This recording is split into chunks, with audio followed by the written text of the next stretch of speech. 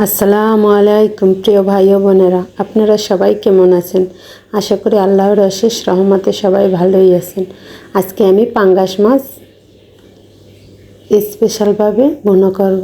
তার জন্য এখানে আমি পাঙ্গাস মাছ ভালো করে কেটে লবণ আর গরম পানি দিয়ে ধুয়ে পরিষ্কার করে নিয়েছি। গরম পানি দিয়ে ধুলে কিন্তু পাঙ্গাস মাছের যে একটা গন্ধ আসে সেটা আর আসে না।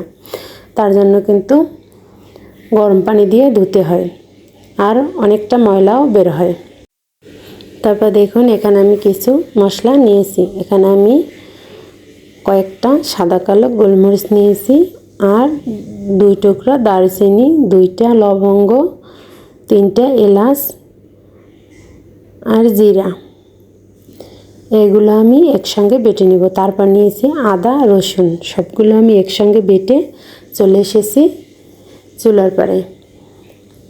এখানে আমি একটা ফ্রাই প্যানে তেল গরম করে তারপর মাছগুলো একে একে সবগুলো দিয়ে দিলাম। দিয়ে এখন ভালো করে ভেজে নিব। মাছগুলো যখন ভালো করে ভাজা হয়ে যাবে তখন আর এক পিঠ উল্টে দেব। এক সাইড ভাজা হয়ে গিয়েছে, আমি কিন্তু অপর সাইড উল্টে দিলাম। যে সকল ভাই বোনরা আমার ভিডিওটি দেখেন, লাইক, সাবস্ক্রাইব, কমেন্ট করেন, তাদেরকে অন্তরের অন্তঃস্থল থেকে অসংখ্য অসংখ্য দোয়া ও অনেক অনেক ভালোবাসা। তারপর দেখুন মাছগুলো কিন্তু উল্টানো হয়ে গিয়েছে। এই পাশেও মাছের ভাজা হয়ে গিয়েছে। এখন আমি নামিয়ে নেব। এখন ওই তেলের ভিতরেই দিয়ে দিব পরিমাণ মতন কুচানো পেঁয়াজ। পেঁয়াজটা ভালো করে ভেজে নিব তেলের ভিতর। অনেক ভাই বোনরা আছেন ভিডিওটি দেখেন কিন্তু একটা লাইক দিতে ভুলে যান। প্লিজ একটা লাইক দিয়ে ভিডিওটি কন্টিনিউ করবেন। আপনারা একটা লাইক আমার জন্য অনেক মূল্যবান। তারপর দেখুন এখানে দিয়ে দিলাম স্বাদ মতন লবণ দিয়ে আবারও কিছুক্ষণ পেঁয়াজটা ভেজে নিব। তারপর ওই যে বেটে রাখা মশলাগুলো সবগুলো আমি একসঙ্গে বেটে নিয়েছিলাম, এখন ওইগুলো দিয়ে দেব। আমি এখানে আমার মাছের পরিমাণ অনুযায়ী মশলা নিয়েছি, তার জন্য সবটুকু দিয়ে দিলাম। এখন দিয়ে ভালো করে ভেজে নিব। এভাবে পাঙ্গাস মাছ রান্না করলে যারা না খায় তারাও কিন্তু আঙ্গুল চেটে পুটে খেয়ে নেবে। তারপর দেখুন মশলাটা কিন্তু আমি ভালো করে ভেজে নিয়েছি তেলের সঙ্গে। এখন আমি দিয়ে দিব বাকি মশলা। এখানে দিয়ে দিলাম গুঁড়া মরিচ ঝালের জন্য, তারপর দিয়ে দিলাম হলুদের গুঁড়া,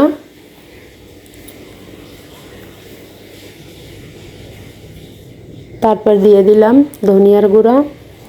এখন আমি এগুলোও কিছুক্ষণ তেলের সঙ্গে ভেজে নিব।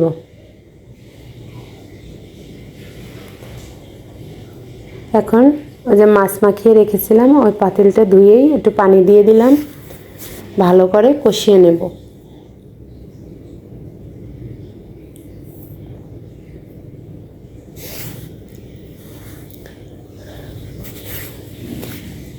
এই দেখুন কষাতে কষাতে কিন্তু উপরে তেল ছেড়ে দিয়েছে।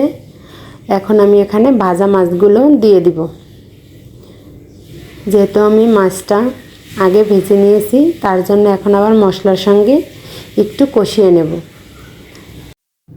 অনেকেই পাঙ্গাস মাছ খেতে পছন্দ করে না, যদি এভাবে রান্না করা হয় তাহলে কিন্তু বারবার খাবে।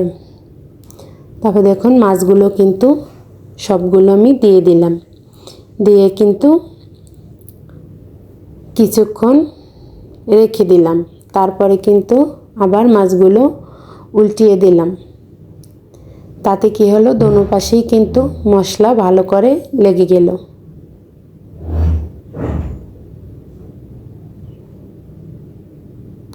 আর এই মাছটা খেতে কিন্তু দুর্দান্ত ছিল।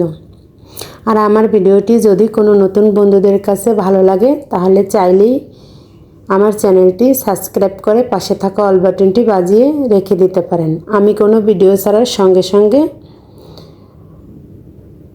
আপনার কাছে নোটিফিকেশন চলে যাবে, আপনি আপনার সময় সুযোগ মতন দেখে নিতে পারবেন।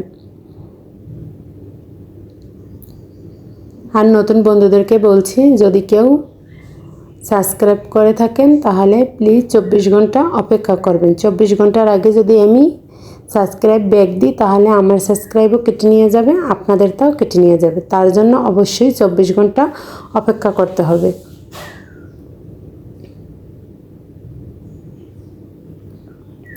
দেখুন মাছটা কিন্তু আমি সবগুলো মাছ উল্টে দিয়েছি।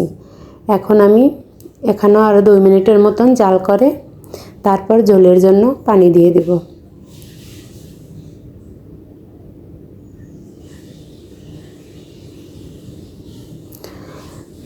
আজকে আমি একটু ঝোল ঝোল রান্না করব, এটা খেতে কিন্তু দারুণ মজা হবে। তার জন্য পানিটা আমার পরিমাণ অনুযায়ী দিয়ে দিলাম।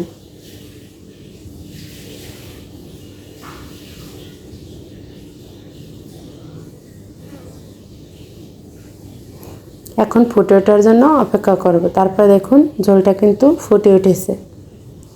এখন আমি মাছটা একটু উল্টে পাল্টে দিব।